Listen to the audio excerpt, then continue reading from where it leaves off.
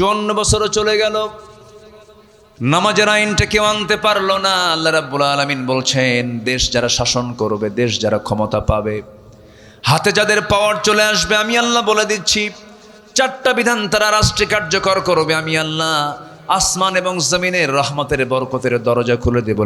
লা ফাতাহনা আলাইহিম বারাকাতিম মিনাস সামাই ওয়াল আরদ।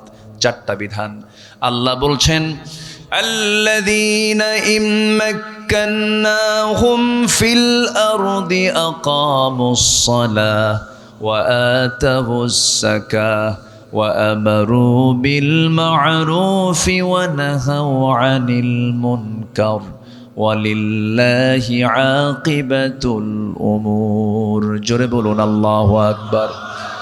রাষ্ট্র ক্ষমতা পাবে যারা, 4টা আইন জারি করবে তারা। নাম্বার 1 হলো, ক্ষমতা পেলেই তারা নামাজকে কায়েম করবে। নামাজ কায়েম মানে হলো প্রধানমন্ত্রীর পিছনে মন্ত্রী পরিষদ নামাজ পড়বে, সেনাবাহিনী প্রধানের পিছনে ব্রিগেডিয়াররা নামাজ পড়বে, মেজররা নামাজ পড়বেন,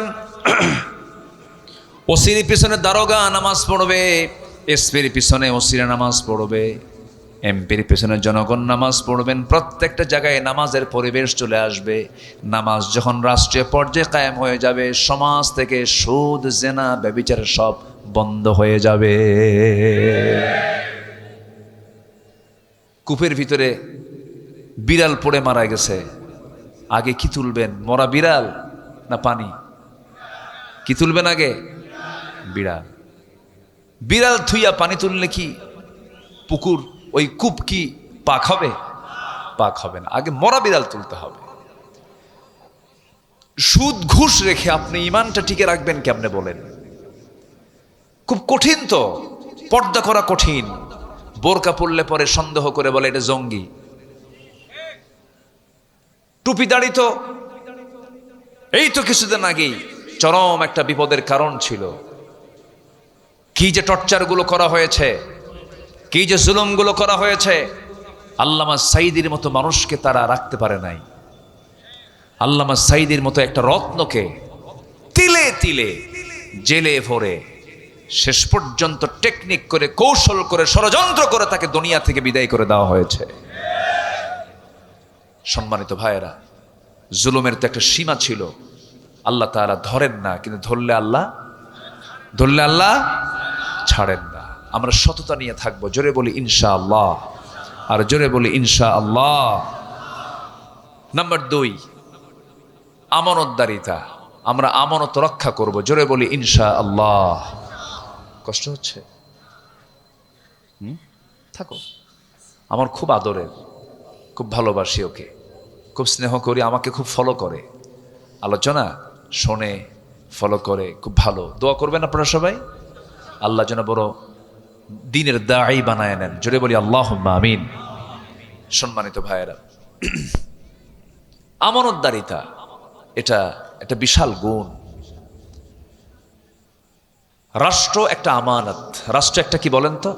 আমানত। যিনি রাষ্ট্রপ্রধান হন তার কাছে কি এটা আমানত না? আমানত। একজন খলিফা ছিলেন, 2 নম্বর খলিফা। 2 নম্বর খলিফার নামটা বলেন তো, এটা জোরে বলেন তো। কি নাম? ওমর। বহুদিন আগে এক মাহফিলে বললাম, ওমরে ফারুককে চিনেন কে? সামনে থেকে এক ছেলে দাঁড়ায় বলে, হুজুর আমি চিনি। কে? আমাদের বাড়ির দোতলায় ভাড়া থাকে।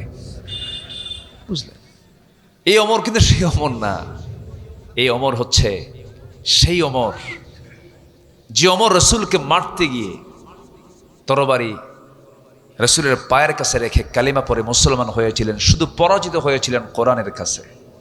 যেরকম সুবহানাল্লাহ, সুবহানাল্লাহ বলতেছে, কোরআন আমাকে আমার পথ থেকে সরিয়ে দিয়ে আমাকে নতুন পথের সন্ধান দিতে বাধ্য করেছে। ইয়া রাসূলুল্লাহ, জোরে বলি আল্লাহু আকবার। সেই ওমর কালেমাওয়ালা হয়ে গেলেন। কি শাসক তিনি হলেন! কি পরিমাণ আমানতদার শাসক তিনি ছিলেন! যেদিন তিনি ক্ষমতা পেয়েছেন সেই দিন থেকে নিয়ে মৃত্যুর দিন পর্যন্ত একটা রাত তিনি আরামে নিজের পিঠটাকে বিছানায় রাখতে দিতে পারেন নাই, ঘুমাতে পারেন নাই। জনগণকে দেখার জন্য সর্বক্ষণ ব্যাকুল থাকতেন, সর্বক্ষণ তিনি পেরেশান থাকতেন। প্রথম খলিফার খেলাফত আমল, প্রথম খলিফার আমলে প্রথম খলিফা সাইয়্যিদনা আবু বকর সিদ্দিক রাদিয়াল্লাহু তাআলা আনহু তিনি খেলাফতের দায়িত্ব গ্রহণ করেছেন। তার এক প্রতিবেশী ছিল, সেই প্রতিবেশীর বাড়িতে তিনি প্রত্যেক দিন যেতেন। প্রতিবেশীর কেউ ছিল না, স্বামী ছিল না, ছেলে মেয়ে কেউ ছিল না, বুড়ি মানুষ, বয়স্ক মানুষ, চোখে দেখেন না। প্রত্যেকটা রাত্রি সাইয়্যিদনা আবু বকর প্রতিবেশী বুড়ি মহিলার বাড়িতে যেতেন, তার কাপড় চোপড়গুলো ধুয়ে ধুয়ে দিতেন, খাবার টাবারগুলো জোগাড় করে দিতেন, সংগ্রহ করে দিতেন। প্রত্যেকটা রাতে তার এই ডিউটি ছিল। যখন তিনি খেলাফতের দায়িত্ব পেলেন, মহিলা কান্দে আর মনে মনে চিন্তা করে, আমার আবু বকর তো দায়িত্ব পেয়ে গেল, বুঝি আমার খেদমত আর করা হবে না। পরের রাত্রিতে এসে বলছে, মা আপনি চিন্তা করবেন না, খলিফা আবু বকর খলিফা হয়েছে। এই খলিফা পাওয়ার আগে, এই পদ পাওয়ার আগে যে দায়িত্ব ছিল, সেই সমান দায়িত্ব খলিফা আবু বকর আপনার করে যাবে। যেরকম সুবহানাল্লাহ।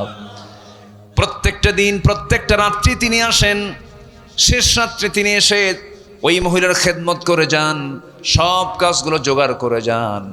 সাইয়েদনা ওমর ফারুক রাদিয়াল্লাহু আনহু মনে মনে চিন্তা করলেন, এ তো আমারও প্রতিবেশী, খলিফা আবু বকর খলিফা হয়ে গেছেন, এখন তো এই মহিলার দেখার দায়িত্ব আমার, আমি দেখব।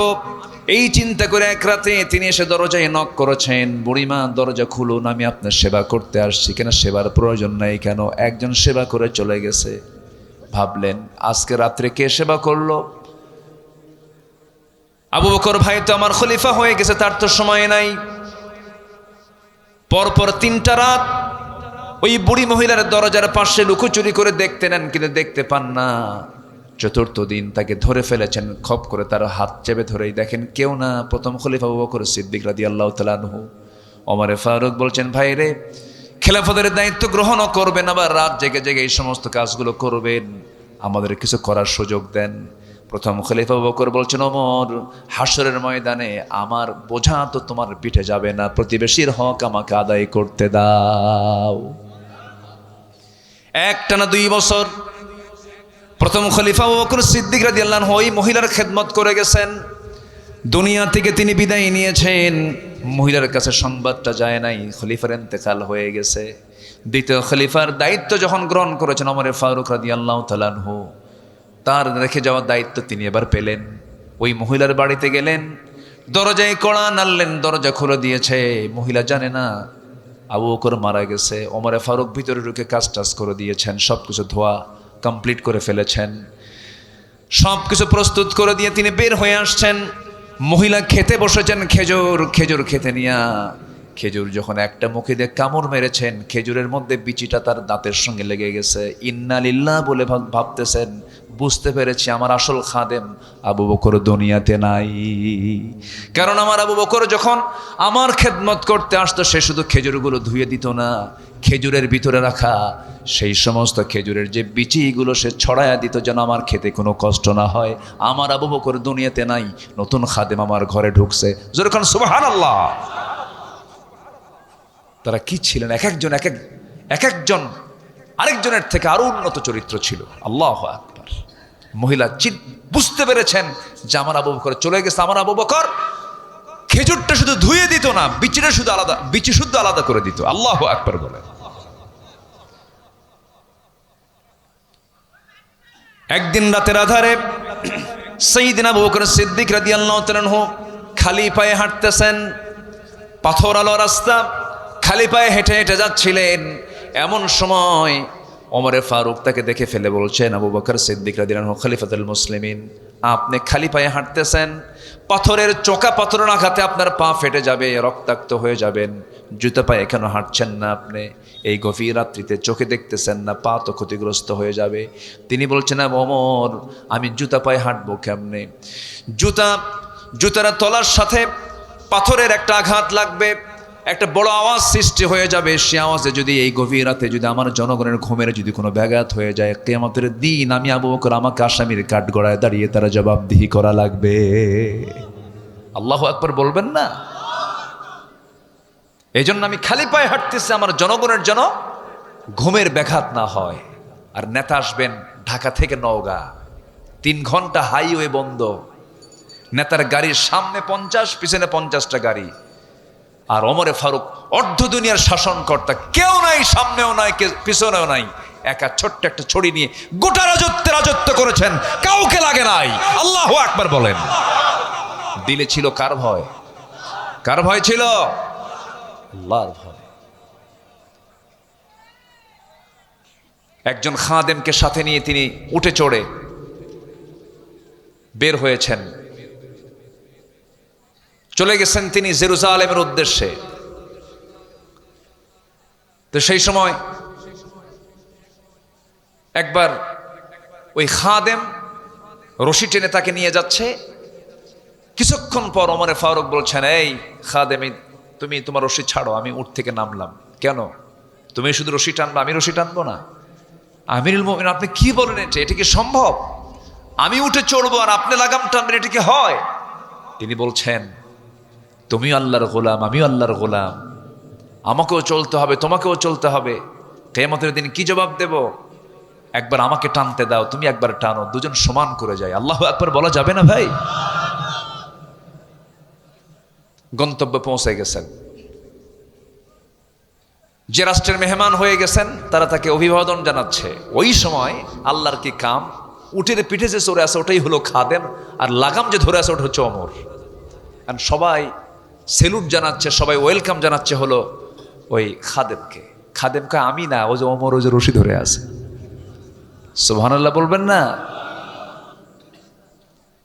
কি ছিল তাদের সোনালী জীবন। রাষ্ট্রের পক্ষ থেকে মধু পেয়েছেন। কি পেয়েছেন বলেন তো? মধু। মধু, এক বোতল মধু। এক বোতল মধু নিয়ে বাড়িতে চলে আসলেন। বউটাকে ডাক দিয়ে বলছেন, বউ আমার, জান্নাতের খাবার, জান্নাতের শরাব, জান্নাতের খাবার, এই মধু তোমার জন্য নিয়ে আসছে রাষ্ট্রের পক্ষ থেকে। একা নিতে পারবো না, 5টা ভাগ করতে হবে, প্রতিবেশী সহ খেতে হবে। ভাগ করো, 5 ভাগ করো, 1 ভাগ আমাদের, বাকি ভাগ প্রতিবেশীর। স্ত্রী হাতে মধুর বোতল দিয়ে যখন বলেন ভাগ করো, ভাগ করতে শুরু করেছেন, তৎক্ষণাৎ বউটাকে আস্তে করে ডাক দিয়ে বলছেন, বউ আমার, রাগ করো না তো, আমি তোমাকে ভাগ করতে দেব না, দাও বোতলটা দাও। বোতলটা নিয়ে চলে গেলেন প্রতিবেশীর ঘরে।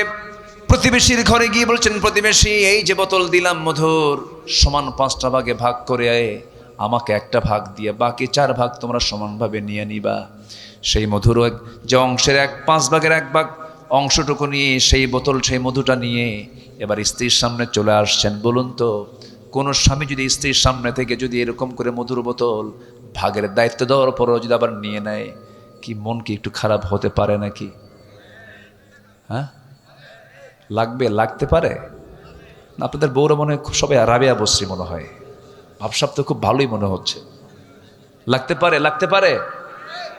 27 বছরের সংসার, তুমি আমারে চিনলে না, কি ঠিক কিনা? এখন 39 বছরের সংসার করে তুমি আমার এখনো সন্দেহ করো? আমি বাপের বাড়ি চলে গেলাম, কি আছে কিনা? আচ্ছা, কিন্তু সাইয়েদনা ওমর ফারুকের বউ তার আমার আপনার বউয়ের মতো না। তাদের মানসিকতা খুব উন্নত ছিল। একটু মন খারাপ হয়েছে, কিচ্ছু বললেন না, চুপচাপ ছিলেন।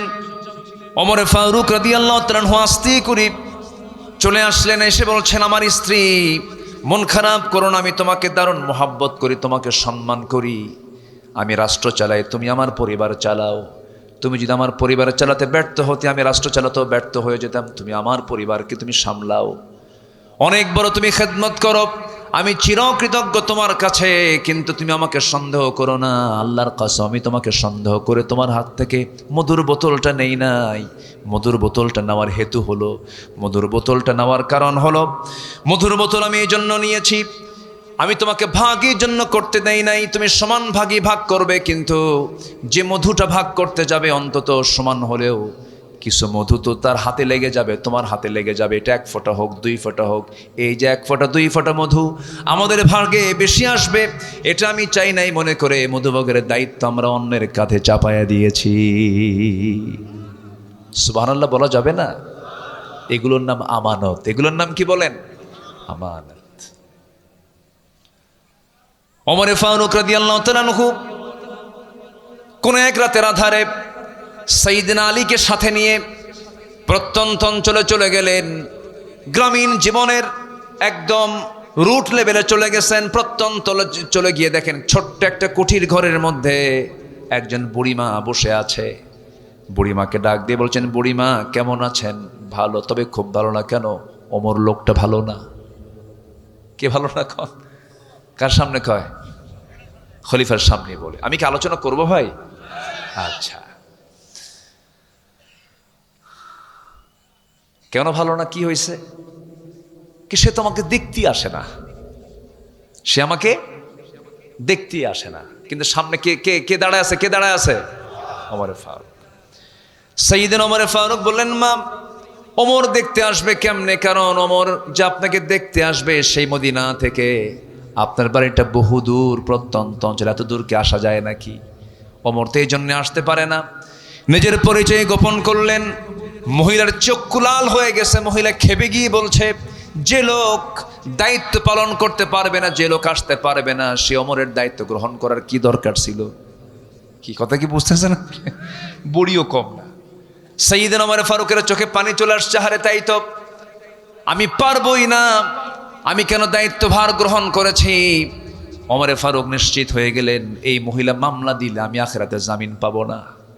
এবার মহিলাকে লক্ষ্য করে বলছেন, মহিলা দেখুন তো ওমরে ফারুককে মাফ করা যায় নাকি? কেমনে আপনি মাফ করবেন বলেন? কেন মাফ করা হবে না? আপনাকে কিছু যদি দিয়ে যাওয়া হয় ওমরকে মাফ করবেন নাকি? কিছু দিয়ে যায়, কিছু টাকা পয়সা দিয়ে যায়। কত দিবা? 25 দিরহাম, 25 দিনার দেব। খুব খুশি মহিলা। 25 দিনার তার হাতে দেওয়া হলো। এমন সময় সাইয়েদনা ওমর ফারুক হঠাৎ করে ডাক দিচ্ছে, না আলী এইদিকে আসো। সাইয়েদনা আলী জবাব দিচ্ছেন, আমিরুল মুমিনিন ওমর ফারুক আসতেছি। এই কথাটা ওই মহিলার কানে চলে গেছে, জিহ্বায় কামড় মারছে, এটি তো ওমর। আমি কার সামনে কি করলাম? ভয় পাচ্ছেন মহিলা, হারে এত বড় বেয়াদবি হয়ে গেল, কার সামনে কথা বললাম, আমি তো চিনতে পারি নাই। এবার ওমরে ফারুক বলছেন, মা আমি আপনাকে অভয় দিচ্ছি, আপনি কোনো ভয় করবেন না।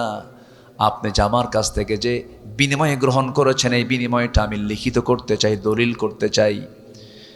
আপনি আমার এই কাপড়ে লিখে দেন। নিজের জামাটা ছিঁড়ে ফেললেন, নিজের জামায় তিনি লিখে নিলেন, 25 দিনারের বিনিময়ে সমস্ত অভিযোগ আমি উড্র করলাম, ওমরে ফারুককে ছেড়ে দিলাম, অব্যাহতি দিয়ে দিলাম। এই চিঠিখানা নিয়ে বাড়িতে এসে বউটাকে ডাক দিয়ে বলছেন, তোমার সন্তানদেরকে ওসিয়ত করবা, জানায় দিবা, এবং তুমিও জেনে রাখো আমার যদি ইন্তেকাল হয়ে যায়, যেদিন মরে যাব, এই চিঠিখানা আমার কাফনের কাপড়ের সঙ্গে লাগায় দিবা। কিয়ামতের দিন হাসরের ময়দানে আমি আল্লাহকে সামনে দাঁড় করায়া, আমি আল্লাহর সামনে দাঁড় হয়ে আমি আল্লাহকে বলবো, আল্লাহ এই যে চিঠি, জনগণ আমার বিরুদ্ধে কোনো অভিযোগ দেয় নাই, আল্লাহ তুমি আমাকে আজকে মাফ করে দাও। যেরকম সুবহানাল্লাহ। রাষ্ট্র ক্ষমতা হলো আমানত। রাষ্ট্র ক্ষমতা কি বলেন? আমানত। রাতের আধারে তিনি মদিনার অলিগলি ঘুরে বেড়াচ্ছেন। হঠাৎ করে এক বাচ্চার কান্না। ওমরে ফারুক খেপে গেলেন, রেগে গেলেন। বাড়ির সামনে গিয়ে বলছেন, কোন মহিলা, কোন মা যে তার সন্তানকে এত রাতে কাঁদায়? কোন মহিলা? ওমরে ফারুকের আওয়াজটা ছোট না বড় ছিল? বড় ছিল। সাহসী ছিলেন, রাগী ছিলেন। মহিলা ভিতর থেকে আওয়াজ দিচ্ছে, সন্তানের আওয়াজ আমি কেমনে বন্ধ করব? সন্তানের আওয়াজ তো আমি বন্ধ করতে পারছি না, কারণ আমি সন্তানকে দুধ পান করাবো কেমনে? দুধ পান করাতেও পারছি না, দুগ্ধ পোষ্য ভাতা তো খলিফা ওমরে ফারুক দেয় না। আমি সন্তানকে দুধ পান করাতে পারছি না, সেই জন্য ওমরে ফারুক কেঁদে ফেললেন, আহারে আমার দোষেই সন্তান কাঁদে, আল্লাহ তুমি আমারে মাফ করে দাও। ফোরাতের তীরে একটা কুকুর যদি অনাহারে মারা যায়, ইরাকের রাস্তা খারাপের কারণে যদি গর্তের মধ্যে উটের পা পড়ে যদি উটের পাটা ভেঙে যায়, কুকুর কেন মারা গেল এবং উটের পা কেন ভাঙলো? কিয়ামতের দিন আমি ওমর তার জন্য আসামির কাঠগড়ায় দাঁড়িয়ে আল্লাহর সামনে জবাব দিতে হবে। কত বড় আমানতদারিতার চিন্তা তাদের মধ্যে ছিল। আল্লাহ রাব্বুল আলামিন সুন্দর করে বলছেন, ইন্নাল্লাহা ইয়া'মুরুকুম আন তু'আদ্দুল আমানাতি ইলা আহলিহা ওয়া ইযা হাকামতুম বাইনান নাসি আন তাহকুমু বিল আদল ইন্নাল্লাহা নি'ম্মা ইয়া'ইযুকুম বিহি। জোরে বলুন আল্লাহু আকবার। আল্লাহ অর্ডার করেছেন, তোমরা কি করো? আমানতটাকে পরিপূর্ণরূপে আদায় করো। আমানতের খেয়ানত করো না। সাইয়েদনা ওমর ফারুক রাদিয়াল্লাহু তাআলা আনহু ডুকরে ডুকরে কাঁদতেন। আমার রাসূলকে খুব মহব্বত করতেন তিনি। যে রাসূলকে মারার জন্য যায় সে রাসূলকে জীবন দেওয়ার জন্য প্রস্তুত আবার হয়ে যায়। জোরে কোন সুবহানাল্লাহ। রাসূলকে তিনি অত্যাধিক ভালোবাসতেন। এই যে মাসখানেক হয়েছে মক্কা মদিনায় গিয়েছিলাম, একটা আয়াত দেখে আমি চোখের পানি আটকাতে পারি নাই। আমার নবীর কবরের পাশেই শুয়ে আছেন দুজন সাহাবী, একজন আছেন আবু বকর, আরেকজন হচ্ছে ওমর ফারুক রাদিয়াল্লাহু তাআলা আনহু। এই দুইজন সাহাবীর কবরের উপরে একটা আয়াত আল্লাহ পাক তাদের সামনে দিয়েছিলেন। সে আয়াতটা সেখানে সুন্দর করে আয়াতটা লেখা আছে, ইয়া আইয়ুহাল্লাযীনা আমানু লা তারফাউ আসওয়াতাকুম ফাওকা সাওতিন নবী। কোন একদিনে আমার নবীজি বয়ান করছিলেন, সাহাবীরা সামনে বসা, দুজন সাহাবী সাইয়েদনা আবু বকর এবং ওমর রাদিয়াল্লাহু আনহু কোন একটা বিষয় নিয়ে তাদের মধ্যে বাকবিতণ্ডা বেজে যায়। দুজন কথা বলতে বলতে তাদের আওয়াজটা নবীর আওয়াজের চাইতে বড় হয়ে যায়। আমার নবীজির মনো কষ্ট হচ্ছিল, হারে আমার কথা ঢেকে যাচ্ছে আর সাহাবীদের কথার আওয়াজটা বড় হয়ে যাচ্ছে। রাসূল কষ্ট পাচ্ছিলেন। সঙ্গে সঙ্গে আয়াত নাজিল হলো, তোমরা নবীর কথার চাইতে তোমাদের কথার আওয়াজকে বড় করো না। যদি এমনটা হয়ে যায়, বেয়াদবি যদি হয়ে যায়, আন তাহবাতা আমালুকুম, তোমাদের সমস্ত আমলগুলোকে কাট করে দেওয়া হবে। সেই দিন থেকে নিয়ে রাসূলের মৃত্যুর দিন পর্যন্ত সাইয়েদনা ওমর ফারুক কোনোদিন জোর গলায় নবীর সামনে কথা বলার সাহস পান নাই। এত আস্তে আস্তে বলতেন কথা। একবার বললে রাসূল শুনতেন না। ওমর তুমি কি বললা আবার বলো, মানে এত আস্তে বলতেন যেন রাসূল যেন আবার যেন মন খারাপ না করেন। এত আস্তে আস্তে বলতেন। আমার নবী আবার শুনতে হতো, ওমর তুমি একটু জোরে বলো, ভয় পাচ্ছ কেন, আবার বলো। হুজুর জোরে বলতে ভয় পাই, না জানি কখন আয়াত নাজিল হয়। আমার বন্ধুগণ, শ্রী সাইয়েদনা ওমর ফারুক রাদিয়াল্লাহু আনহু এত বড় পছন্দের বান্দা আল্লাহর ছিলেন। এই লোকটাও মাঝে মাঝে হতাশ হয়ে যেতেন। একদিন কাঁদতে কাঁদতে এক সাহাবীর কাছে চলে গেলেন, যে সাহাবীর কাছে আমার রাসূল মুনাফিকদের তালিকা রেখে দিয়েছেন। তার কাছে গিয়ে বলছে, ভাই হুযায়ফা শোনো, একটা কথা বলবো, তুমি আমাকে একটু উপকার করবে। কি উপকার? দেখো তো রাসূল যে মুনাফিকদের তালিকা তোমার হাতে দিয়েছেন, দেখো তো ওই তালিকার ভিতরে আমি ওমর আমার নামটা আছে নাকি? আল্লাহু আকবার। নিজেকে নিয়ে কত পেরেশান ছিলেন তারা, নিজেকে নিয়ে তারা কত অস্থির ছিলেন, আল্লাহর নৈকট্য হাসিলের জন্য কত চেষ্টা করেছেন। আমার বন্ধুগণ, আমার আপনার জীবনের টার্গেট হলো আল্লাহর জান্নাত আমরা লাভ করতে চাই, জান্নাতটা পেতে চাই। এই জন্য 15টা গুণ অর্জন করব আমরা। নাম্বার 1 হলো সত্যবাদী হব, নাম্বার 2 হলো আমানতদার হব, আমানতের খেয়ানত কখনো করব না। বোনের সম্পত্তি বোন পাবে, কোনো কথা নাই, বোনকে ডাক দিয়ে বলবো, বোন সম্পদটা নিয়ে যা, তোর সম্পত্তি বুঝে নে। কিন্তু নওগাঁ জেলায় মনে হয় না এমন, যুগের পর যুগ চলে যায়, ভাই বোনকে সম্পদ বুঝায় দেয় না, এমন ভাই তো বুঝি নওগাঁ জেলায় নাই। আসতে বলবেন না, আছে না নাই? আছে আছে আছে আছে। এটা হওয়া যাবে না, সম্পূর্ণ আমানতের খেয়ানত হয়ে যাবে। কোরআনকে প্রশ্ন করুন, কোরআন বলে দাও তো তোমার কালামে সম্পত্তি বন্টনের ক্ষেত্রে ছেলেকে আগে দেওয়ার কথা আসছে না মেয়েকে আগে দেওয়ার কথা আসছে? ভাই আগে পাবে না বোন আগে পাবে? কোরআন আগে বলে দিচ্ছে লিযযাকারি মিসলু হাযযিল উনসাইন। আগে মেয়েকে বুঝায় দাও। আগে কাকে বুঝায় দাও? বোনকে বুঝায় দাও। আর সেই বোন ধানের জমিকে আগে পায় না পরে পায়? আগে এক যুগ খায় ভাই, মানে এত ফকির। এরকম ফকির মার্কা ভাই আছে না নাই? এ আছে না নাই? আমি কি দোয়া করে দেব? আলোচনা চলুক। এই সময় যদি কেউ ওঠে তাহলে ওই লোকটাই ভাববো ওই লোকটাই বোনকে সম্পত্তি দেয় নাই। বসেন। হ্যাঁ, 12টা আছে এখনো 15টা গুণের কেবল 3 নাম্বার চলে। হ্যাঁ না, 3 নাম্বার 2 নাম্বার চলে, এখনো 13টা আছে। দেখেন এখানে উনি গুণে রাখছে। কিন্তু আল্লাহ তুমি আমার এই ভাইয়ের মতো সব শ্রোতাকে বানায় দাও। জোরে বলি আমিন। শ্রোতা তো এমন শ্রোতা হওয়া উচিত যে শ্রোতা আলোচকের মুখ থেকে আলোচনা কেড়ে নেবে। এটা হচ্ছে শ্রোতার পরিচয়। বসেন সম্মানিত ভাইয়েরা, তাহলে বোনকে সম্পত্তি বুঝায় দেওয়ার দায়িত্ব প্রত্যেক ভাইয়ের আছে না নাই বলেন তো? আচ্ছা, দেয় তো না, আবার টেকনিক করে। কি টেকনিক করে জানেন? টাঙ্গাইলের চমচম বগুড়ার দই, নাটোরের কাঁচাগোল্লা, যশোরের খই, নওগাঁর কি, নওগাঁর আম, আর ময়মনসিংহের কাঁঠাল, সব এক জায়গায় জড়ো করে শীতের ভিতরে মাঝে মাঝে দাওয়াত দেয়। বছরে 2-1 বার দাওয়াত দিয়ে বোনকে জন্মের খাওয়ান খাওয়ায়। 1 কোটি টাকার সম্পত্তি বোন থেকে, মানে বোন পাবে ভাইয়ের কাছ থেকে 1 কোটি টাকা। হজে গিয়া বোনের সম্পত্তির ধান বিছে হজ করছে। হজে ফেরত আসা বোনের সম্পত্তির টাকা দিয়েই 2 ভরি স্বর্ণের চেন কিনছে। চেন কিনে নিয়ে এসে সব কিছু খাওয়ায় দাওয়ায় শেষ পর্যন্ত গলার ভিতরে একটা চেন ঢুকায় দিয়ে বলে, বোন একটা কথা বলি কি, একটু কাছে বসো, তুমি আমার বড় বোন না? হ্যাঁ।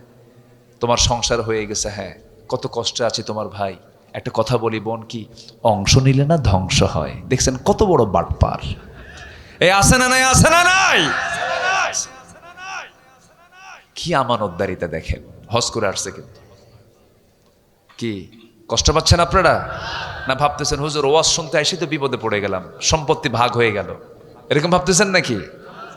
দিয়ে দেন, জান্নাত বুঝে নেন। জোরে কান সুবহানাল্লাহ। দিয়ে দিবেন, কি বুঝে নেবেন?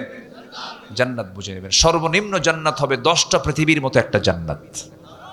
আর সামান্য দুনিয়ার এই সুতোমুতা নিয়ে আপনি এত টেনশন করতেছেন। সর্বনিম্ন জান্নাত হবে 10টা পৃথিবীর মতো একটা জান্নাত। কল্পনার বাইরে এটা, এটা কল্পনাই করতে পারবেন না। জান্নাতের মধ্যে থাকবে 4টা নহর। কটা নহর বলেন? দুধের নহর, শরাবের নহর, মধুর নহর, পানির নহর। সুবহানাল্লাহ বলা যাবে না ভাই? দুনিয়ার পানি খাইলে মানুষ বুড়া হয়, দুনিয়ার মধু খেলে মানুষ বুড়া হয়, আর দুনিয়ার শরাব মদ খাইলে তো লিভার পয়সা চোখ লাল হয়ে শেষ হয়ে যায়। কিন্তু জান্নাতের যে শরাব, জান্নাতের যে মধু, জান্নাতের যে পানি, জান্নাতের যে দুধ, এটা পান করলে কোনোদিন ওই বান্দা বুড়া হবে না। কেউ তো সুবহানাল্লাহ বললেন না। কোনোদিন বুড়া হবে না। মন যা চাবে তাই খাবেন, মন যা চাবে আপনি তাই পাবেন সেখানে। এমন কিছু নাই যা বাদ পড়ছে। এই ওয়াজ একদিন করলাম এক জায়গায়, এক বুড়ো চাচার সামনে দাঁড়ায় বলে, হুজুর মন যা চায় তাই যদি পাই, কিন্তু একটা টেনশন আছে হুজুর। কি? আপনি তো বিড়ির বিরুদ্ধে খুব ওয়াজ করলেন, বিড়ি নাই। জান্নাতে এই পচা জিনিস থাকবে কন্ত? যে বিড়ি খায় তার গন্ধ কেমন লাগে বলেন তো? হ্যাঁ, দুর্গন্ধ কার কাছে? যে বিড়ি খায় না। আর যে বিড়ি খায় তার কাছে মনে হয় জান্নাতের রুহানি ফায়াজ পাচ্ছে। কেমনে যে খায়। আল্লাহ তুমি নেশা থেকে ইমানদারকে বাঁচাও, জোরে বলি আমিন। কোন নেশা ইমানদারের জীবনে আসতে পারে? আসতে পারে না। মাহফিল এসে আবার প্রশ্ন করে, হুজুর বিড়ি খাওয়া কি জায়েজ আছে? মানে উনি জায়েজের চেষ্টায় আছেন। আবার কোনো হারামের দিকে আমরা যাব না, কোনো নেশার দিকে আমরা যাব না। আল্লাহ কবুল করুন, জোরে বলি আমিন। খুব খুশি হলাম, একটা লোক নড়েন নাই। আমি খুবই আনন্দিত। একটু মনোযোগ দিয়ে শুনুন। এখন আসুন আমরা 3 নম্বরে যাই। বহু আলোচনা তো, এই 3 দিন ব্যাপী তাফসীর মাহফিল, এই 3 দিন যদি আমরা রাখতেন তাহলে আমি এই আলোচনাগুলো করতে পারতাম। এখন পাইছি তো একদিন। কষ্ট পাচ্ছেন নাকি আপনারা? নাম্বার 3, ধৈর্যশীল হব আমরা। কি হব বলেন তো? ধৈর্যশীল। বিয়া আগে না ধৈর্য আগে? আজ থেকে বিয়া আগে না ধৈর্য আগে? ব্যবসা আগে না ধৈর্য আগে? ব্যবসা করতে নিলে ধৈর্যের দরকার আছে না? আপনি কাপড় বেচতেছেন, একটা গেঞ্জি বিক্রি করবেন, এক গেঞ্জি দেখেই কি কাস্টমার কেনে? কটা গেঞ্জি দেখাতে হয়? 15-20টা একজন কয়েছে, মনে দোকান আছে মনে হয় ওনার। তাহলে 10-15টা গেঞ্জি দেখানোর পরে একটা গেঞ্জি তার পছন্দ হতেও পারে, নাও পারে। হয়তো সে পছন্দ করলই না, আপনি আধা ঘন্টা ধরে দেখালেন তার, এরপরে কয় আছে কি বলেন? আছে কি না? আছে, হলো না, চলে যাচ্ছে। আপনি কি করবেন? মন জ্বলে যাচ্ছে, রাগ উঠতেছে, কিন্তু এরপরও যখন ও বলতেছে ভাই চলে গেলাম, আপনি যদি রাগ করে থাকেন কাম হবে? একটা মানে কৃত্রিম মার্কা, মনে হাসি নাই, রাগ ঠিক আছে, হ্যাঁ ঠিক আছে যান, মানে একটা হাসি মারলেন কিন্তু হাসির মধ্যে মানে ভিতর থেকে হাসি নাই। ও তো কিনলো না, কিন্তু আপনার এই অভিনয় করতেই হবে, নচেত ব্যবসা হবে। ধৈর্য। কি হাসি? হ্যাঁ, ও ঠোঁটের হাসি। দেখছেন আমি, দেখেন কি সুন্দর ভাষা বলে ফেলছে, আলহামদুলিল্লাহ। ঠোঁটের হাসি, মনের হাসি না। কিসের হাসি? ঠোঁটের হাসি। দেখেন মুরব্বীদের কথাগুলো কত সুন্দর। এক সুন্দর একটা ভাষা বলে ফেলছেন, ঠোঁটের হাসি। আপনাকে দিয়ে তাকে বিদায় করতে হবে। আর যদি এরকম না করে 15-20টা কাপড় দেখানোর পরে সে একটাও নেয় নাই, নে কি কথা বোঝেন না? এই যে বাইন্দা নেব, বাইন্দা বাইন্দা পিটবো, কিন্তু এতক্ষণ ধরে তুই আমার দেখালে কেন? কি কথা বোঝেন না আপনি? দেখলে কেন? ব্যবসা কি হবে? ব্যবসা হবে, ব্যবসা হবে, হবে। ধৈর্য আগে। কাস্টমারকে আকৃষ্ট করার জন্য ধৈর্যের পরিচয় দিলে পরে আপনি দোকানদার হতে পারবেন। আপনাকে বহু ভাষায় কথা বলবে, কথা হজম করতে পারলে আপনি ব্যবসা করতে পারবেন। আবার বাড়ির যে বউ আছে, বউটা সোজা হারে না বাঁকা হারে? আজ থেকে সোজা হারে না বাঁকা হারে? আল্লাহ পাক পুরুষকে করেছেন সোজা হাড়, মেয়েদেরকে করেছেন বাঁকা হাড়। মেয়েরা একটু বাঁকা প্রবণ হয়, আল্লাহ পাক তাদেরকে বাঁকা করে সৃষ্টি করেছেন। আল্লাহ পাক যে ভালো জানেন তিনি এটা কোন রহস্যে রেখেছেন। মেয়েরা তো অনেক ভালো হয়, তারা অনেক ভালো মানুষ। আপনি তাদেরকে যত প্রশংসা করবেন তারা তত খুশি হয়। আর পুরুষকে যত প্রশংসা করবেন, পুরুষ বলবে মতলব কি, এত প্রশংসা করে কেন? কথা বলছেন নাই? আল্লাহ একটা জাতকে এক এক রকম করেছেন। এখন বিয়ে করলেন, ধৈর্য নাই, বউ টিকবে না। এখন প্রশ্ন করবো আমি, বলুন তো, বিয়ে আগে না ধৈর্য আগে? বিয়ে আগে না ধৈর্য আগে? ধৈর্য আগে। সেই দিন একজন মহিলা ফোন দিয়ে আমাকে বলে, হুজুর আমার স্বামী সকালেও তালাক দেয়, বিকেলেও তালাক দেয়, আমি কি আসি না নাই? কি কথা কি বুঝতেছেন? তালাক মানে সকালেও দেয়, বিকেলে। তালাক কি আর এত দেওয়া লাগে? প্রত্যেক দিন তালাক দেয়, প্রত্যেক দিন। কিছু হলেই তালাক মানে। এরকম জাতীয় কিছু পুরুষ আছেই, কিন্তু এই আছে না নাই বলেন তো? আছে না নাই? কিছু হলেই তালাক মারে। এই জাতীয় চরিত্র যাদের, আমি আমার ভাষায় বলবো, বাঁশ গাছের যে ডাল, ওটা কি এলাকায় কি বলে? কঞ্চি। একদম পাকা বাঁশ, যেটা পাকা বাঁশের যে ডালটা আছে, এই ডাল, এই কঞ্চি কেটে 7-8টা এক জায়গায় করে জুত মতো পিটান দরকার। তালাক টালাক দিয়া পরে আমাদেরকে ফোন দিয়ে বলে, হুজুর রাগের ঠেলাই দিছিলাম তালাক, এমনকি শাশুড়ি শুদ্ধও তালাক দিছিলাম, কিন্তু এখন কি করব হুজুর, উপায় তো নাই, বাচ্চা কাচ্চা আছে, একটু ব্যবস্থা করে, একটু হালাল করে দেওয়া যায় কি? হুজুর কি হালাল করে দেওয়ার মালিক? আশ্চর্য কথা। বেকুব এগুলো সব। অসংখ্য পরিবার আছে স্বামী স্ত্রী পরিচয় লালন করে সংসার করছে, তালাক কোন দিন হয়ে গেছে, রীতিমতো জেনা হচ্ছে, জেনা হচ্ছে, জেনা হচ্ছে। আছে না নাই? এগুলো করা যাবে না, এগুলো হারাম। তালাক নামে আল্লাহ পাক একটা সূরা নাজিল করেছেন, সূরাতুত তালাক।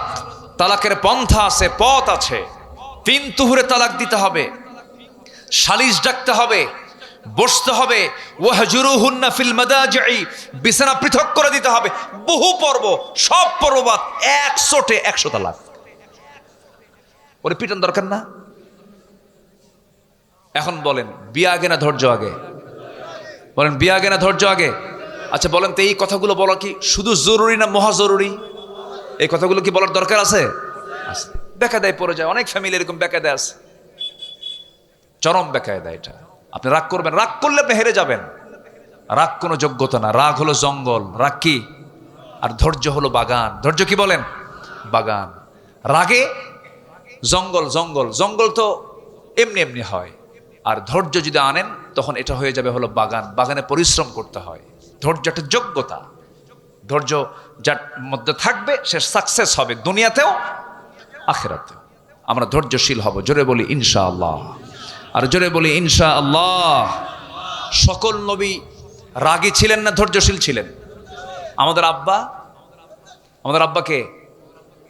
আদম। বলেন কে কে? বলেন বলেন বলেন। আমাদের জাতির পিতা। এই 16 বছর কিন্তু পেঁচ লাগাইছিল। আমাদের জাতির পিতা কে? আরো জোরে, আমাদের জাতির পিতা কে? এই জায়গায় আর পেঁচ লাগাতে দেব না। যারা পেঁচ লাগাবে, পেঁচ ছুটাইয়া ছাড়বো আমরা। মিল্লাতা আবিকুম ইব্রাহিম। মনে হয় খুব রাগ করতেছেন আপনারা, মনে হয়। ইব্রাহিম আলাইহিস সালাতু ওয়াস সালাম, এই 2জন নবী খুব ধৈর্যশীল ছিলেন। বাপ তো বাপ না, আমাদের বাপ কে? আদম। জাতির পিতা কে? ইব্রাহিম। এই 2জন বাপ খুব ধৈর্যশীল ছিলেন। আল্লাহ রাব্বুল আলামিন বললেন, কুল্লা হাবিতু মিনহা জামিআ, আদম হাওয়াকে নিয়ে দুনিয়ায় যাও। নেমে পড়লেন দুনিয়াতে। জান্নাতের খাবার খেয়েছেন আমার আব্বা আম্মা, আমরাও জান্নাতে গিয়ে জান্নাতের খাবার খাবো। কেউ তো ইনশাল্লাহ কন না, আরে জোরে কয় না ইনশাআল্লাহ। জান্নাতে যাবেন না আপনারা? আমাদের বাপের ভিটা কোথায়? অনেকে চিন্তা করছে যে বামনহাট নাকি, বামন ছাতা। মহাদেবপুর বাপের ভিটা না, বাপের ভিটা জান্নাত। মনে থাকবে সবার? সবার কি মনে থাকবে? যেখানেই যা করে না কেন আমাকে জান্নাত নিতেই হবে, আমাকে জান্নাত নিতেই হবে, আমাকে জান্নাত নিতেই হবে।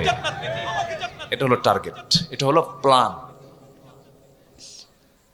জান্নাত থেকে দুনিয়াতে চলে আসলেন। কেউ নাই দুনিয়াতে, কেউ নাই। মাত্র কয়জন মানুষ? দুজন দু প্রান্তে পড়লেন। ধৈর্যের পিরামিড হয়ে আল্লাহর দরবারে দোয়া করলেন, যে দোয়াটা আল্লাহ রাব্বুল আলামিন আমাদেরকেও শিখায়া দিয়েছেন, কোরআনে আসছে। সবাই আমার সঙ্গে ঠোঁট মিলিয়ে বলুন, রব্বানা যালামনা আনফুসানা ওয়া ইল্লাম তাগফির লানা ওয়া তারহামনা লানাকুনান্না মিনাল খাসিরিন। আল্লাহ, জুলুম করেছে নফসের উপরে, মাফ করে দাও। মাফ না করলে আমরা তো ক্ষতিগ্রস্ত হয়ে যাব। দোয়া করেছেন ইব্রাহিম আলাইহিস সালাতু ওয়াস সালাম। তাকে মেরে ফেলার জন্য কোথায় ফেলেছিল বলেন? বলেন বলেন, কোথায় কোথায় কোথায়? রাষ্ট্রীয় সন্ত্রাসী কায়দায়, রাষ্ট্রযন্ত্র কর্তৃক আমার বাপ ইব্রাহিম সালামকে আগুনে নিক্ষেপ করেছিল। কিন্তু তিনি কারো কাছে আশ্রয় চাইলেন না, তিনি আশ্রয় চাইলেন কার কাছে? আসতে বলবেন না, কার কাছে? অত বড় বিপদ থেকে বাঁচায়া দিয়েছেন তিনি, যিনি আমার কে? আমার রব কে? আল্লাহ। আল্লাহই বাঁচাবেন আমাকে আপনাকে, আল্লাহ আমাকে আপনাকে রক্ষা করবেন। কত মুরব্বীদের মুখ থেকে শুনেছি, না মরা পর্যন্ত দেশ আর ঠিক হবে না, না মরা পর্যন্ত। কিন্তু আল্লাহ বলেন, না রে না, বেঁচে রাখবো, কিন্তু দেশে নয়, দিল্লিতে। ঠিক কিনা? দিল্লিতে। 2018 সাল হঠাৎ করে আমার বাড়ি ঘেরাও করে পুলিশ আমাকে তুলে নিয়ে থানায় চলে আসলো। নির্বাচনের আগ দিয়ে 2018 সালে থানায় নিয়ে এসে ওসি মহোদয় বলতেছে, হুজুর একটু মাফ করে দিয়ে না আমারে। বললাম, ধরে আনলেন আবার মাফ চান কেন? তো বলতেছে, হুজুর উপায় নাই, উপর থেকে চাপ, আমার চাকরি চলে যাবে, তাছাড়া একটু জেল খেটে আসেন, নির্বাচন হয়ে গেলে আবার বের হয়ে আসবেন, যান, বলতেছে আমাকে। তো বললাম যে তাহলে এখন কি মামলা দিবেন? হুজুর কি করবো, উপায় তো নাই, আপনাকে জেলে যেতেই হবে। হুজুর বদদোয়া যেন দিয়েন না, একটু দোয়া করেন। বারবার আমাকে বলতেছে। দেখেন আমার বাচ্চা কাচ্চা আছে, তো চাকরি বাঁচান তো ফরজ। বললাম, ইমান বাঁচান তো নফল। কি বলবো আর। ধরে নিয়ে চলে গেল জেলখানায়, তারাক দিয়ে কোর্টে তুললো। জজ সাহেব আমার দিকে তাকায় জিব্বায় কামড় মেরে কয়, এই লোকটারে ধরে আনলো কারা? মামলার ধারা দেখে জিব্বায় কামড় মেরে, এই ধারায় যদি জামিন দেয় আমার চাকরি নাই। জামিন অযোগ্য বিবেচনা করে ব্যাস আমাকে আবার প্রিজন ভ্যানে করে জেলখানায় পৌঁছায় দিল। মূল গেট দিয়ে ভিতরে ঢোকা মাত্রই দেখে এক বুড়া চাচা, চামড়াগুলো কুঁচকে গেছে, 80 ঊর্ধ্ব বয়স, আমাকে দেখেই একটা লম্বা সালাম দিল। সালাম দিয়ে বলে, হুজুর আপনি জেলখানায় ঢুকলেন, খুব খুশি হলাম। তো বললাম যে, চাচা আপনি এটা কি করলেন, আপনি খুশি হলেন আমি জেলখানায় ঢুকলাম দেখে? কে বাবা, ওয়াজ শুনতে যাই, কত ওয়াজ শুনছি জীবনে আপনার, কিন্তু এত চেষ্টা করছে মোসাফা করব, তাও পারি নাই। আল্লাহ আজকে আমার এত সহজ করে সামনাসামনি মিলাই দিল, দোয়া করে আপনি জেলখানায় থাকেন। তো বললাম, চাচা ঠিক আছে, আসছি, থাকি, একসঙ্গী তো থাকবো, কিন্তু আপনি কেন জেলখানা নাতিপুতি থুইয়া? কে বাবা, বিস্ফোরক বিস্ফোরক। বললাম, বিস্ফোরক মানে? কে বিস্ফোরকের মামলা দিছে বাবা, কিন্তু বিস্ফোরক তো বুঝি না, বিস্ফোরক কি খায় না কি করে? চাচা এটাও বোঝে না বিস্ফোরকটা কি। এই ছিল হালচাল। জুলুম করেছেন। 25 বছর আগে আল্লামা সাইদি বলেছিলেন, গোড়ায় নাড়া দেব, মামু বাড়ি দিল্লি গিয়ে পড়বা। সোজা কোথায় গিয়ে পড়ছে? লন্ডনে। ইতালিতে, আমেরিকায়, ওয়াশিংটনে, পাশে নেপালে, ভুটানে, শ্রীলঙ্কায়, পড়ছে সোজা কোথায়? আল্লামা সাইদি তার নাম। আল্লাহু আকবার বলবেন না? 25 বছর আগের বক্তব্য তার। উনি বলেছিলেন এমন একটা সময় বাংলাদেশে আসবে, নাস্তিক চক্র পালানোর জন্য একটি ইঁদুরের গর্ত খুঁজে পাবে না। পাইছে? পায় নাই। মানিক শুয়েছিল কলার পাতায়। দেশের টপ লিস্টেড একজন ধনী পালাতে গিয়ে আবার ভুল করে নৌকায় চড়ে দাড়ি মস্কাইটা চোরের মতো পালাতে চাইছিল। কি ঠিক কিনা বলেন? কয় নাম্বার ধনী? 1 নাম্বার ধনী। মিলছে কথা? মিলছে কথা? মিলছে? এটাই বাস্তবতা। জুলুম করা যাবে না। জুলুম যেখানেই হোক না কেন, আপনার স্বামী বইয়ের প্রতি জুলুম করছেন, আল্লাহ আপনাকে ছাড়বেন না। আপনি স্ত্রী স্বামীর প্রতি জুলুম করছেন, আল্লাহ আপনাকে ছাড়বেন না। আপনি ইমাম মুসল্লিকে কষ্ট দিচ্ছেন, আপনি আল্লাহ পাক ছাড়বেন না। মুসল্লি হয়ে ইমামকে টর্চার করছেন, আল্লাহ আপনাকে ছাড়বেন না। কোন জায়গায় জুলুম করা যাবে? জুলুম করা যাবে? তাহলে ধৈর্যশীল আমরা হব। ধৈর্য আছে যার, বিজয় আছে তার। ধৈর্যশীল আমরা হব। তবে একজন নবী একটু রাগী ছিলেন। সেই নবীর নামটা কি বলেন তো? বাপরে বাপ, বাড়ি কি আশেপাশে নাকি? চটাল নবী। কি নবী বলেন তো? চটাল। খুব রাগী নবী ছিলেন। এমন রাগ তার মধ্যে ছিল, রাগের ঠেলায় মাঝে মাঝে মাথার চুলগুলো খাড়া হয়ে টুপি ভেদ করে বের হয়ে যেত। খুব রাগী মানুষ ছিলেন। ছিলেন লোকটা তোতলা। কি ছিলেন? তোতলা ছিলেন। প্রথম দিকে তোতলা ছিলেন, আল্লাহ রাব্বুল আলামিন তার তোতলামি ছেড়ে দিয়েছিলেন।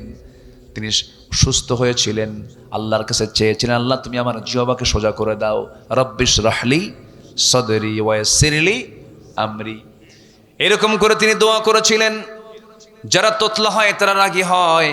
এই লোকটা, এই নবী একটু অন্য নবী থেকে সচরাচর একটু ভিন্ন ছিলেন। কোন নবীর সঙ্গে আল্লাহ রাব্বুল আলামিন ডাইরেক্ট কথা বলেন নাই, জিবরিল মারফত কথা বলেছেন। কিন্তু আল্লাহ একজন নবীর সঙ্গে ডাইরেক্ট বাক্যালাপ করেছেন। সেই নবীর নামটা কি বলুন? ওয়া কাল্লামাল্লাহু মূসা তাকলিমা। ডাইরেক্ট বাক্যালাপ করেছেন। একদিন কথা বলতে বলতে মুসা বলছেন, আল্লাহ একটা কথা বলি, সারা জীবন তো অডিও কলে কথা বললাম, আজকে ভিডিও কলে কথা বলবো। কি কলে কথা বলবো? Video call. আল্লাহ বলছে, ও মুসা, তোমার অপশনে যে দেখো ভিডিও কল নাই, শুধু অডিও কল আছে। আল্লাহ চেষ্টা করব। আল্লাহ বললেন তারানি, আমাকে দেখতে পাবে না। না, আমি চেষ্টা করি। আল্লাহ বলছেন তুর পাহাড়ে আসো।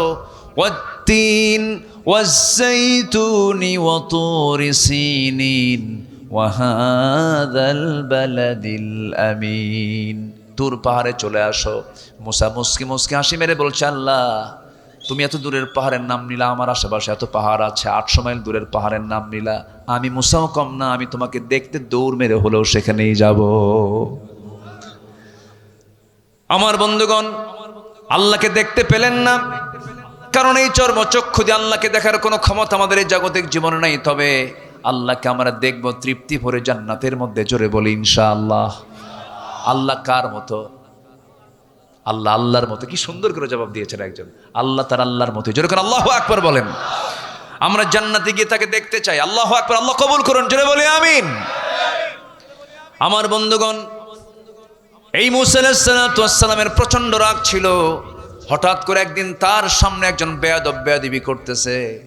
বারবার বলছেন, তুমি বেয়াদবি করো কেন? বারবার বেয়াদবির মাত্রা আরো বেড়েই চলছে। হাতটা আস্তে করে বের করে দিলেন শাসন করার জন্য। তার গালে চপাটাঘাত করলেন, থাপ্পড় মারলেন। এক থাপ্পড় মারছেন, শেষ না হতেই লোকটা জমিনে পড়েই সঙ্গে সঙ্গে মারা গেল। থাপ্পড় মারাও সারা, মরে যাওয়াও সারা। যখন মরে গেছে আল্লাহকে বলছে, আল্লাহ দোষ কিন্তু আমার না, নিয়ত ছিল শাসনের জন্য, বেয়াদবি করতেছে, ভালো হ, কিন্তু এমন ভালো হলো মইরা গেল। মার্ডার কেসের আসামি তুমি, আল্লাহ নিজে। কারা দোষ দেয়?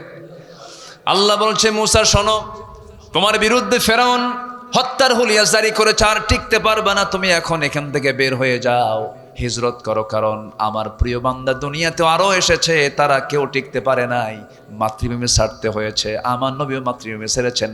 মক্কা থেকে কোথায় গেছেন? মদিনা চলে গেছেন। দেশের মানুষ তাকে সম্মান করতে শেখে নাই, তাকে মেরে ফেলার সিদ্ধান্ত নিয়েছিল। তুমি মুসা তোমাকে মেরে ফেলার সিদ্ধান্ত নিয়েছে।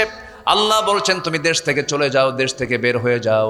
সেখান থেকে রওনা করলেন, মাদিয়ান নামক এলাকায় চলে গেলেন। খাবার নাই, তৃষ্ণা, পানি, যন্ত্রণা, ছটফট করছিলেন। কূপের ধারে গেলেন, কূপ থেকে পানি তুললেন, পান করলেন, তৃষ্ণা নিবারণ করলেন। কেউ তাকে চিনে না, আশেপাশের লোকজন কেউ তাকে বুঝে না, চিনতে পারছে না।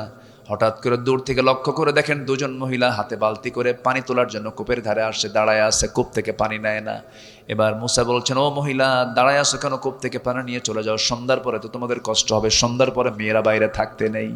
এবার দুই মহিলা বলছে, কেমন করে আমরা ওই কূপ থেকে পানি তুলবো, কারণ ঢাকনার যে ওজন, সেই ঢাকনা টান দেওয়ার মতো শক্তি আমাদের নাই, কারণ ঢাকনা টান দিতে 7 থেকে 8 জন যুবকের প্রয়োজন হয়। মুসা ভাবতেছেন মহিলা বেচারি বেকায়দায় আছে, দেখি একটু সাহায্য করা যায় কিনা। এবার বলছেন বালতিটা হাতে দাও। বালতি হাতের মধ্যে নিলেন, কূপের ধারে চলে গেলেন, ঢাকনা টান দিলেন, বাম হাত দিয়ে ধরলেন, সিটকে পড়ে গেল 14 হাত দূরে। দুই মহিলা মনে মনে এটা মানুষ না অন্য কিছু। 7 পুরুষের শক্তি একসাথে, এত শক্তিশালী যুবক তো জীবনে আমরা দেখি নাই। বালতি ভরে পানি তুলে নিয়ে এবার বলছেন যাও, সোজা বাড়িতে চলে যাও, পাঠায় দিলেন। বাপ বুড়া মানুষ বলছে, ও আমার কলেজার টুকরা সন্তান, প্রত্যেক দিন সন্ধ্যা হয়ে যায়, অন্ধকার হয়ে যায়, এত দ্রুত আজকে কেমন করে আসলে, এত দ্রুত তোমরা আজকে কেমন করে পানি নিয়ে আসলে? এবার বলছে, আব্বা কাভিউন আজিজ, শক্তিশালী এক যুবকের সন্ধান পেলাম, ঢাকনায় হাত দিল, সিটকে পড়ে গেল, প্রচুর শক্তি, সে আমাদেরকে সহযোগিতা করেছে। এবার বৃদ্ধ পিতা বলছে, ও আমার কলেজার টুকরা বড় মেয়ে, কালকে যাবে আমার পক্ষ থেকে আমার সালাম জানায় বলবে, আবুনা শাইখুন কাবীর, আমাদের বাপ বুড়া মানুষ, ভালো করে চোখে দেখেন না, তিনি আপনাকে দাওয়াত দিয়েছেন, আমার পক্ষ থেকে তাকে দাওয়াত দিবা, সে চলে আসবে। পরের দিন মেয়ে চলে গেছে। এবার বলতেছে, ও যুবক, আব্বাজান আপনাকে সালাম জানিয়েছেন, আমাদের বাড়িতে আপনারা দাওয়াত, আপনি আসবেন নাকি? উনি মনে মনে ভাবতেছেন, আল্লাহ কি সুন্দর ব্যবস্থা করে দিলা, এখানে কেউ চেনে না, একটা বাড়ি ঘর চিনলে তো ভালোই হয়, যাব, কিন্তু যাব কেমনে? মহিলা বাড়ি তো চিনি না। এবার মহিলা বলছে, চেনার দরকার না, আমি তো আপনাকে নিতে এসেছি, আমি সামনে সামনে চলবো, আপনি আমার পিছে পিছে আসবেন। মুসা আলাইহিস সালামের মেজাজ গরম হয়ে গেছে, রাগ তখন কমে নাই, খেপে গেছেন। হঠাৎ করে খেপে বলছে, এই মহিলা, তুমি আমাকে কি পুরুষ মনে করো? তুমি মহিলার সামনে সামনে হাঁটবো, আমি পুরুষ পিছে পিছে হাঁটবো নাকি? এমন পুরুষকে আমি নাকি? আমি পুরুষ তো এমন নই, নারীকে সামনে দিয়ে দেব, নারীর সৌন্দর্য আমার চোখে ধরা পড়বে, আমার চোখের গুনাহ হয়ে যাবে, না না, আমি সামনে চলবো, তুমি আমার পিছে পিছে চলবে। এই 16 বছর এই জাতি ছিল পুরুষের পিছে না নারীর পিছে? কিসের পিছে ছিল? আমরা নারীর পিছে থাকতে চাই না। আসতে কন কেন? আমরা কি নারীর পিছে নামাজ পড়ি নাকি? পৃথিবীতে কোনো নবী কি নারী ছিল নাকি? নেতৃত্বের জন্য পুরুষ না নারী? বলেন, নারী না পুরুষ? পুরুষ।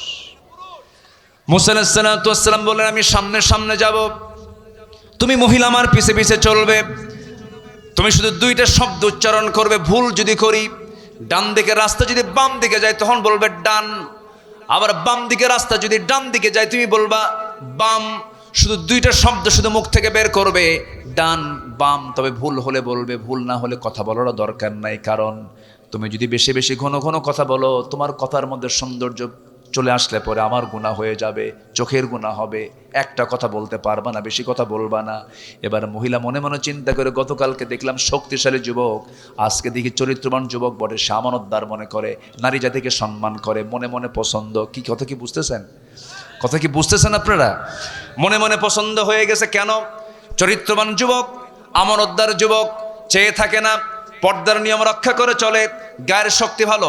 এখনকার মেয়েরা কি এগুলো পছন্দ করে নাকি? এখন দেখে যদি কোনো বাপ যদি ভুল করে যদি দাড়িওয়ালা ছেলে নিয়ে আসে, মেয়ে বলে, বাবা তোমার রুচি শেষ কেন? চাচা নিয়ে আসছো। কি নিয়ে আসছো? মুসা আলাইহিস সালাম এবার কি করলেন? সোজা চলে গেছেন, মুরব্বীকে দেখে, বৃদ্ধ লোকটাকে দেখে সালাম বিনিময় করলেন, মুসাফা করলেন, মুআনাকা করলেন। হঠাৎ করে বৃদ্ধ লোকটার মুখ থেকে বের হয়ে আসতেছে, হে যুবক, তোমার নাম তো মুসা। উনি অবাক হয়ে গেলেন, আমাকে চিনল কেমনে? এত দূরের মানুষ, চেনার তো কথা নয়, জানার তো কথা নয়, আমাকে চিনল কেমনে, জানলো কেমনে? এবার বলছেন, ও বৃদ্ধ চাচা, আপনি আমাকে চিনলেন কেমনে? আমি তো ভয় পাচ্ছি। কেন? উনি বলতেছেন, আমি তো ভয় পাচ্ছি, আপনি আমাকে চিনলেন কেমনে? এবার বলছে, শোনো ও মুসা, শুধু তোমার নাম জানি না, তোমার কামও জানি। কেন? থাপ্পড় মারছো, মানুষ মরছে, এরপরে আসছো। উনি থরথর করে কাঁপতেছেন আর মনে মনে চিন্তা করছেন, বুঝি এটা ফেরাউনের লোক হলো কিনা, ধরা পড়ে যায় নাকি। এবার বলছেন, শোনো মুসা, কি চিন্তা করো, কোনো চিন্তা করার দরকার নাই, তুমি নিরাপদ জায়গায় এসেছো।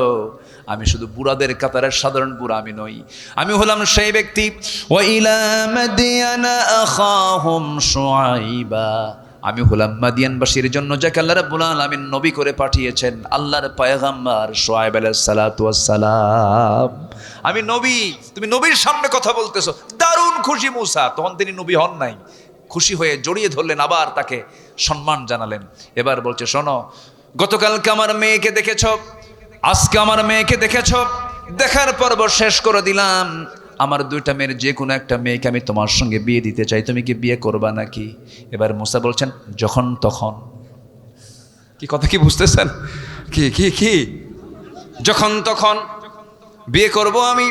কিন্তু আল্লাহর পয়গম্বর বলছেন, শোনো, আমি যে এই মুহূর্তে আমার মেয়ের সঙ্গে তোমাকে বিয়ে দিয়ে দেব, খুব ঝুঁকিতে আছে, খুব রিস্ক মনে হচ্ছে। কেন? তোমার রেকর্ড তো ভালো না, থাপ্পড় মারলেই মানুষ মরে। মেয়ে বিয়ে দিয়ে আবার কোন বিপদে পড়ে যায়। অতএব এখন তোমার সঙ্গে আমার মেয়েকে বিয়ে দেব না, তবে আমি তোমার সঙ্গে আমার মেয়েকে বিয়ে দেব। তোমার কিছু কাজ আছে। কি?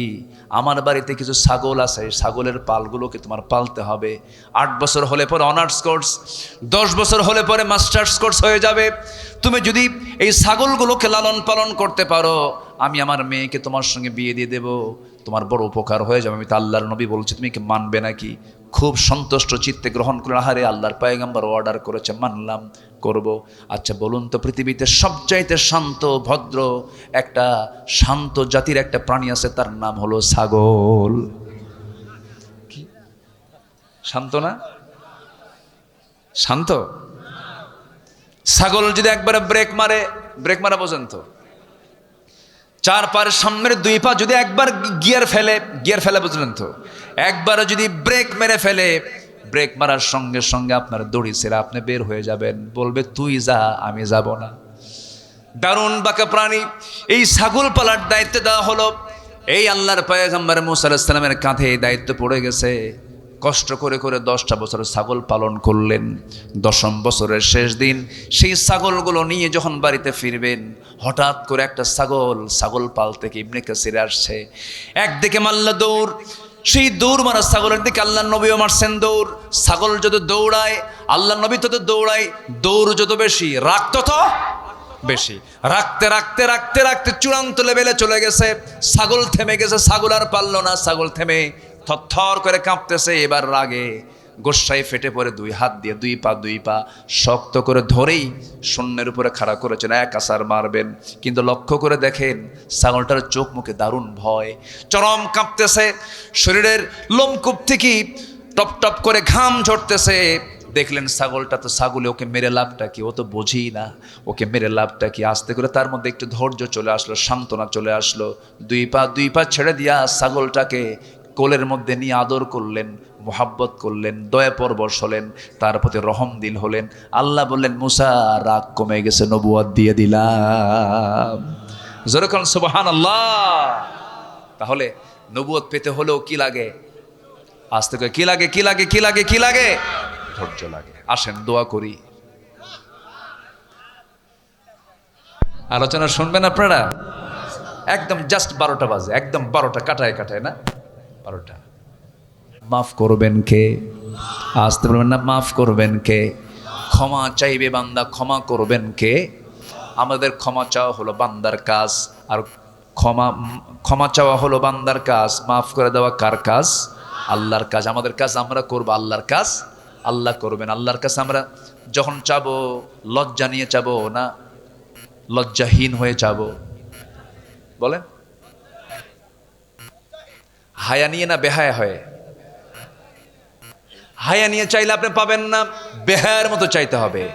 একবার চাইলে হায়া, একবার চাইলে কি হায়া হলো। কিন্তু আল্লাহর কাছে একবার চাবো না, বারবার চাবো।